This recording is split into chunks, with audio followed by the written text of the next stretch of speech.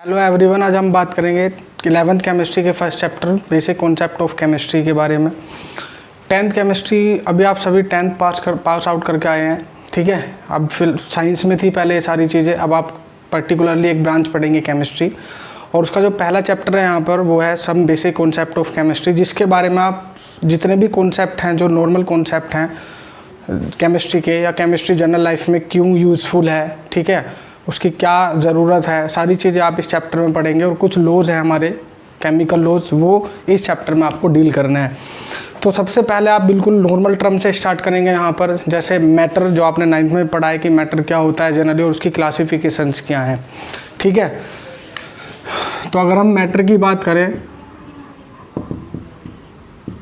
तो मैटर कोई भी ऐसी चीज़ जिसके पास मास हो और वो स्पेस ऑक्यूपाई करती हो, ऐसी किसी भी चीज़ को आप क्या बोल सकते हैं, मैटर, ठीक है। जैसे पेन, पेंसिल, बुक्स सब क्या है, मैटर है, ठीक है। तो आप लिख सकते हैं यहाँ पर anything that occupy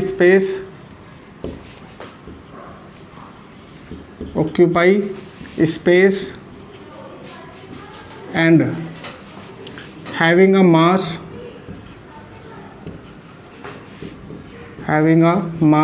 are known as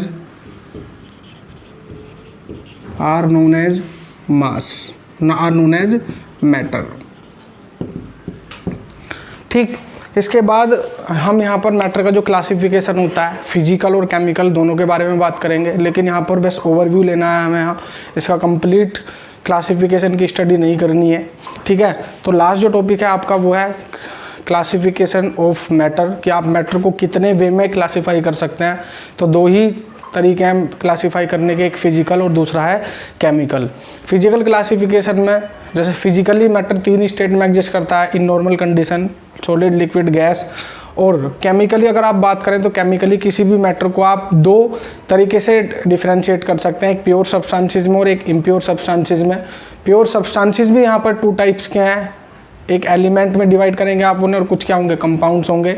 इसके अलावा अगर आप इम्प्योर सब्सटेंसेस की बात करें तो वहाँ मिक्सचर के बारे में हमें बात करनी है। तो क्लासिफिकेशन डिस्कस करते हैं कि जनरली क्लासिफिकेशन क्या होगा। तो क्लासिफिकेशन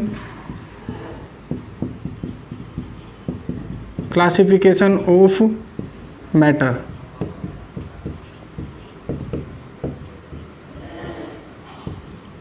ठीक। तो यहाँ पर किसी मैटर को आप 2 तरीके से क्लासीफाई कर पाएंगे, एक फिजिकल क्लासिफिकेशन के बारे में,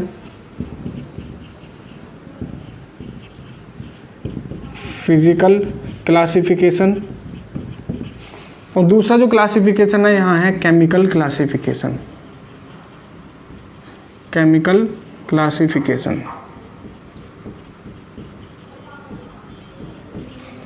ठीक।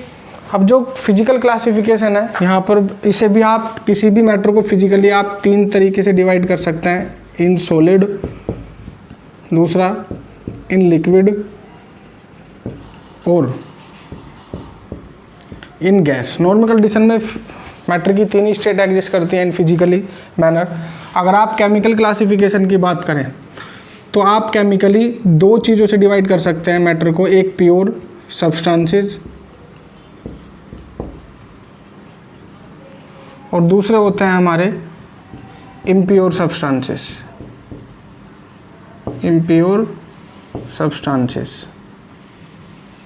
ठीक। प्योर सब्सटेंसेस को भी आप फर्दर 2 तरीके से क्लासीफाई कर सकते हैं, एक एलिमेंट और दूसरे होते हैं यहाँ पर कंपाउंड, ठीक। और एलिमेंट का भी फर्दर क्लासिफिकेशन है यहाँ पर। अगर आप इम्प्योर सब्सटेंसेस में देखें पहले, तो इम्प्योर सब्सटेंसेस में क्या आते हैं, मिक्सचर, ठीक है। अब इन्हें भी फर्दर क्लासीफाई किया जा सकता है, जैसे एलिमेंट को आप फर्दर क्लासीफाई कर सकते हैं इन मेटलोइड्स और नॉन मेटल। कंपाउंड 2 टाइप के होते हैं हमारे, एक ऑर्गेनिक और दूसरे इनऑर्गेनिक। अगर आप मिक्सचर की बात करें तो मिक्सचर भी 2 टाइप के हैं, एक होमोजीनियस और एक होते हैं हमारे हेट्रोजीनियस, ठीक। तो पहले एलिमेंट को फर्दर क्लासीफाई कर लेते हैं। तो एलिमेंट होते हैं हमारे मेटल, नॉन मेटल और मेटेलॉइड्स। ऐसे ही हमारे कंपाउंड भी 2 टाइप के हैं, एक इनऑर्गेनिक और दूसरे होते हैं हमारे ऑर्गेनिक। ठीक, और मिक्सचर भी दो टाइप के हैं, एक है हमारे पास होमोजीनियस और दूसरे होते हैं हमारे पास हेट्रोजीनियस। तो एक क्लासिफिकेशन था, ओवरव्यू है क्लासिफिकेशन का कि मैटर को आप दो तरीके से क्लासिफाई करेंगे, एक फिजिकली और दूसरा केमिकली। फिजिकल क्लासिफिकेशन के बेस पर मैटर को आप तीन तरीके से क्लासिफाई करेंगे, सॉलिड, लिक्विड और गैस। और केमिकल क्लासिफिकेशन में दो हैं, एक प्योर सब्सटेंसेस और दूसरा इम्प्योर सब्सटेंसेस। प्योर में एलिमेंट और कंपाउंड होंगे और इम्प्योर में आपका मिक्सचर होगा। ठीक है, इन्हें भी फर्दर क्लासीफाई किया आपने। एलिमेंट को आप मेटल, नॉन मेटल और मेटलॉइड्स में क्लासिफिकेशन कर सकते हैं।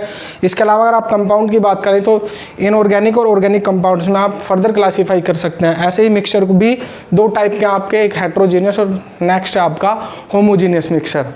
ठीक, इसके बाद हमें बात करना है यहाँ पर कि किसी भी मैटर को आप मेजरमेंट किस तरीके से कर सकते हैं। तो मैटर के मेजरमेंट के लिए हमें यूनिट्स की ज़रूरत है, और यूनिट्स भी यहाँ पर हमारी टू टाइप्स की यूनिट्स हैं, एक फंडामेंटल यूनिट और दूसरी है हमारी डिराइव यूनिट। ठीक है, उनके बारे में हमें डिस्कस करना है यहाँ पर। तो नेक्स्ट टॉपिक की बात करते हैं, आपका मेजरमेंट ऑफ मैटर।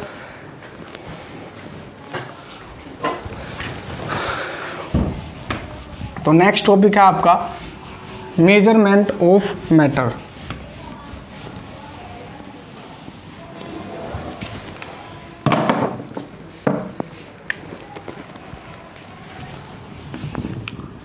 मेजरमेंट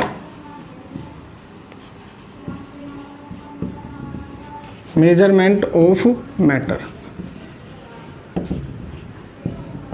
ठीक, तो मैटर का जो मेजरमेंट है उसके लिए ज़रूरी है यूनिट्स का पता होना। ठीक है, तो हम इस यहाँ लिए लिख सकते हैं कि for the measurement of matter, for the measurement of matter units are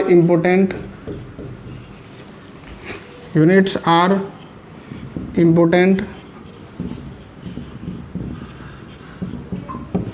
और यूनिट्स भी दो टाइप के हैं, एक फंडामेंटल यूनिट या बेसिक यूनिट भी बोलते हैं आप उन्हें। ठीक है, पहले उन्हीं के बारे में हमें डिस्कस करना है। तो यूनिट्स आर ऑफ टू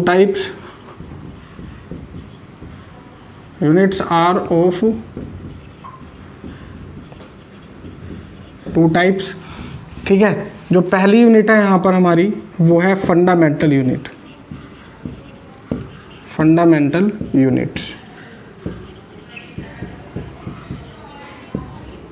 तो फंडामेंटल यूनिट वो हैं जो खुद ही एक बेसिक यूनिट है, वो किसी दूसरे से डिराइव नहीं की जाती है, उन्हें आप क्रिएट नहीं कर सकते किसी दूसरे से। तो उन यूनिट्स को क्या बोलेंगे आप? Fundamental units. तो आप लिख सकते हैं इसके बारे में ये कि those unit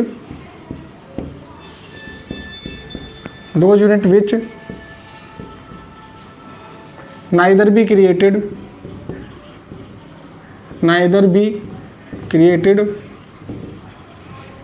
nor be destroyed nor be resolved are known as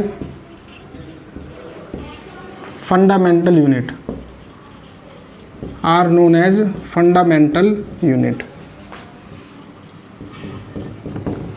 जिन्हें आप किसी दूसरे से डिराइव ना कर पाएँ, ठीक है, और रिजोल्व नहीं कर सकते आप, उन यूनिट्स को क्या बोलेंगे आप? Fundamental unit. फंडामेंटल यूनिट में हमारी 7 यूनिट आएंगी जनरली, जैसे लेंथ, मास, टेम्परेचर, टाइम। ठीक है, इस टाइप की यूनिट के लिए हम टेबल बनाते हैं, उससे आपको क्लियर होगा। ठीक है, तो टेबल बनाते हैं, इसकी जो फंडामेंटल यूनिट्स हैं उनको सिंबल क्या हैं और उनकी जनरली रिप्रेजेंट किस तरीके से करते हैं आप उन्हें। तो इसके लिए टेबल बनाएंगे हम।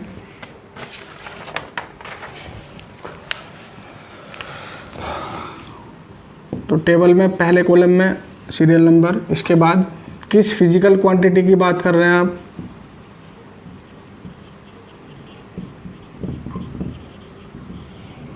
फिर उसका सिंबल,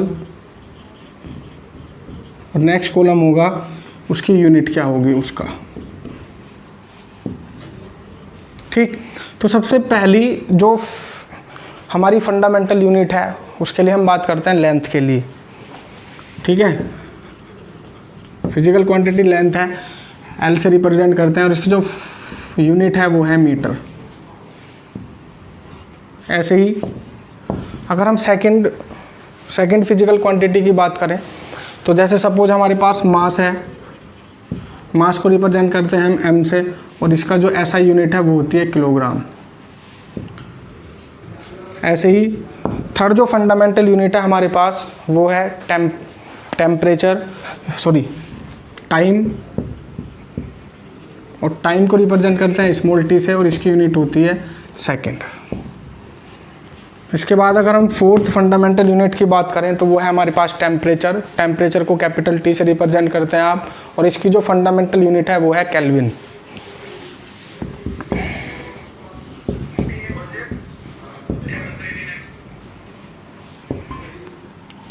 और इसकी जो फंडामेंटल यूनिट है वो है हमारी केल्विन। इसके अलावा अगर हम बात करें फिफ्थ फंडामेंटल यूनिट की तो है इलेक्ट्रिक करंट, और इलेक्ट्रिक करंट का जो रिप्रेजेंटेशन है वो करते हैं हम कैपिटल आई से।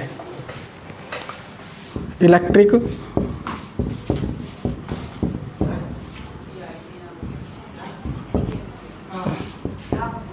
करंट को आई से रिप्रेजेंट करते हैं और जो इसकी यूनिट है वो है हमारी एम्पियर। इसके अलावा अगर आप सिक्स फंडामेंटल यूनिट की बात करें तो वो है इंटेंसिटी या लुमिनियस इंटेंसिटी बोले आप, सेम ही है, ठीक। तो नेक्स्ट जो है हमारी फंडामेंटल फिजिकल क्वांटिटी इंटेंसिटी है, रिप्रेजेंट करते हैं आप इसे आई वी से, और इसकी जो यूनिट है वो है कैंडेला, ठीक। इसके अलावा अगर हम सेवन फंडामेंटल यूनिट की बात करें तो 7 फंडामेंटल यूनिट है आपकी quantity of matter. Quantity of matter को जनरली हम स्मॉल एन से रिप्रेजेंट करते हैं और इसकी जो यूनिट है वो है मोल। क्वांटिटी ऑफ मैटर, ठीक है, एन से रिप्रेजेंट करते हैं और मोल इसकी यूनिट है।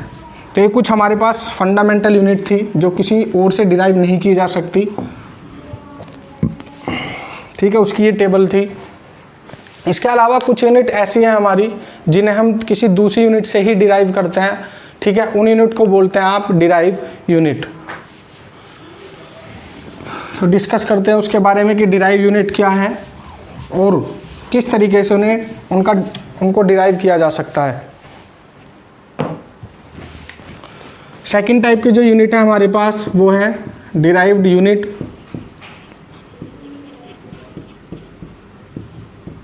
ठीक, और डिराइव यूनिट जनरली वही यूनिट है जो फंडामेंटल यूनिट से डिराइव की जाती हैं, ठीक है। तो इनके बारे में आप ये लिख सकते हैं कि दोज यूनिट्स which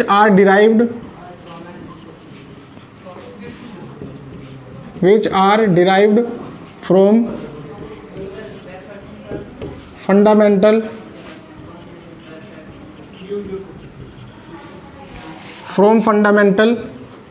यूनिट्स। इन यूनिट्स को क्या बोलेंगे आप, आर नोन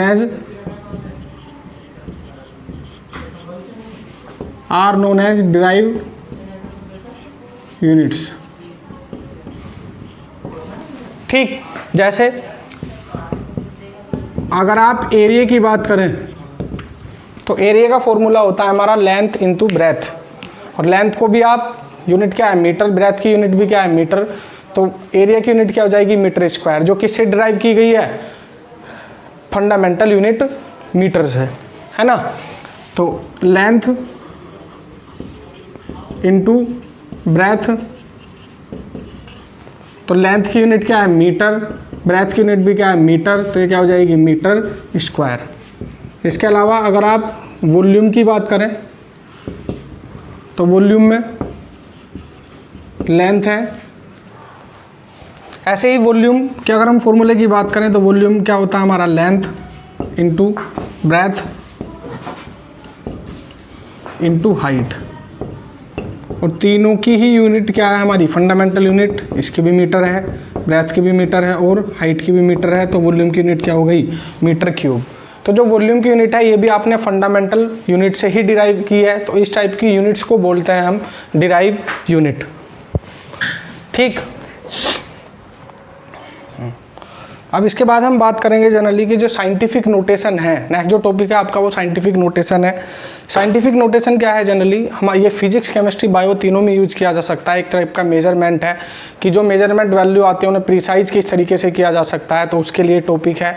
ठीक है, तो जैसे सपोज अगर हम बात करें किसी सेल की स्टडी कर रहे हैं हम बायो में, कि सेल की स्टडी कर रहे हैं, सेल की लेंथ की स्टडी कर रहे हैं, उसकी रेडियस उसके डायमीटर की कोई मेजरमेंट की है हमने, ठीक है, या तो वो मेजरमेंट बहुत बड़ी हो या मेजरमेंट की वैल्यू बहुत छोटी हो, उसकी जनरली उसे प्रिसाइज कर सकते हैं। इसके अलावा अगर हम किसी वायर की डायमीटर की बात करें या केमिस्ट्री में किसी एलिमेंट की रेडियस या उसके डायमीटर की बात कर रहे हैं तो साइंटिफिक नोटेशन हम यहाँ यूज कर सकते हैं। ठीक है, इसके अलावा साइंटिफिक नोटेशन है क्या, है ना, और इसके एग्जाम्पल हैं, इसे अप्लाई किस तरीके से किया जा सकता है, उसके बारे में डिस्कस करना है फिलहाल हमें। तो नेक्स्ट जो टॉपिक है आपका वो है साइंटिफिक नोटेशन।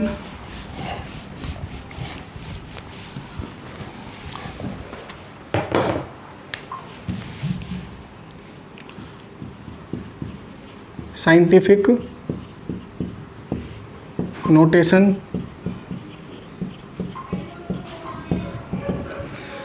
ठीक है, तो इसके बारे में लिख सकते हैं आप, इन सच नोटेशन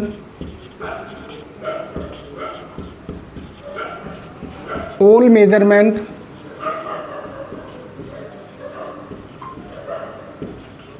चाहे वो मेजरमेंट आपके स्मॉल मेजरमेंट हो या वो कोई बहुत बड़े मेजरमेंट हो, है ना, तो यहाँ पर लिख सकते हैं आप, चाहे वो लार्ज हो या वो स्मॉल मेजरमेंट हो, है ना, वो एक्सप्रेस किया जा सकते हैं, एक्सप्रेस्ड आर एक्सप्रेस्ड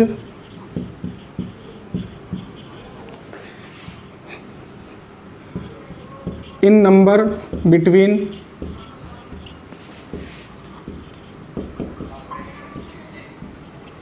1.00 एंड 9.999 के बीच में, है ना, विच मल्टीप्लाई और डिवाइड बाय 10। जो भी आपकी मेजरमेंट वैल्यू आती है आप उसे इस तरीके से एक्सप्रेस कर सकते हैं नंबर्स के बीच में, बाय द मल्टीप्लिकेशन और बाय द डिवाइडेशन ऑफ 10, है ना, मल्टीप्लाई और डिवाइड बाय 10। जैसे सपोज आपने किसी सेल की लेंथ मेजर करी और उसकी जो वैल्यू आई वो कुछ इस टाइप की थी, जैसे हमारे पास था 0.00, इस टाइप की वैल्यू थी हमारे पास किसी सेल की लेंथ की। ठीक है, फिलहाल जो यहाँ पर डेसिमल है वो यहाँ है, ठीक है, इसे हम शिफ्ट करना चाह रहे हैं 5 के पास, तो 1 2 3 4 5 6 7 8, ठीक है, 8 डिजिट आपने मूवमेंट करा तो वैल्यू हुई ये 5.0। तो जब आपने इसे 5 पे शिफ्ट किया तो आप कितनी डिजिट मूवमेंट करके गए वहाँ पर, 1 2 3 4 5 6 7 8। तो जो अब यहाँ पर जितनी भी आपने मूवमेंट किया डेसिमल को शिफ्ट करने के लिए, अगर वो मूवमेंट राइट साइड में हुई है आपकी, तो जितनी भी मूवमेंट हुई है उसे 10 की माइनस पावर में ऐड कर देते हैं, तो यहाँ पर होगा आपका 10 की पावर -8 मीटर, है ना, 1 2 3 4 5 6 7 8। तो आपने डेसिमल को यहाँ से यहाँ शिफ्ट कर दिया। ठीक है, ऐसे ही दूसरा एग्जांपल यहाँ पर हो सकता है, जैसे आपने कोई डिस्टेंस का मेजरमेंट किया है और वो डिस्टेंस कुछ इस टाइप की आई है आपकी किलोमीटर, तो डेसिमल यहाँ है इसमें। ठीक है, तो इस डेसिमल को यहाँ से आपको यहाँ शिफ्ट करना है, तो 1 2 3 4 5। ठीक है, तो मूवमेंट कितना हो गया, 5 डिजिट आपने मूवमेंट करा डेसिमल को शिफ्ट करने के लिए। जब मूवमेंट लेफ्ट साइड में हुआ है तो वो 10 की प्लस पावर में चला जाता है, तो आप इसे लिख सकते हैं 9 × 10 की पावर +5 किलोमीटर।